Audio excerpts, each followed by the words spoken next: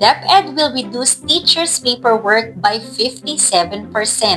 Pero bakit nga ba ito mahalaga sa karapatang pantao? Sa matagal na panahon, ang mga guro natin ay hindi lang nagtuturo. Sila rin ang nag-aasikaso ng sandamakmak na reports at admin tasks. Pero ngayon, babawasan na ng DepEd ang kanilang paperwork ng halos kalahati. Alam mo ba ang karapatan ng mga guro ay bahagi rin ng karapatang pantao?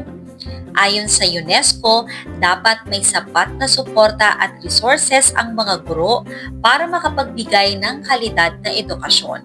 Kapag mas kaunti ang paperwork, mas maraming oras para sa paghahanda ng lessons at pagtutok sa estudyante. At yan ang tunay na kalidad ng edukasyon. Pero hindi ito ang dulo ng laban. Dapat tiyakin na hindi lang bawas trabaho, kundi may sapat na sahod at suporta ang ating mga guro. Dahil sa dulo, kung protektado ang kanilang karapatan, mas magiging dekalidad ang edukasyon para sa lahat.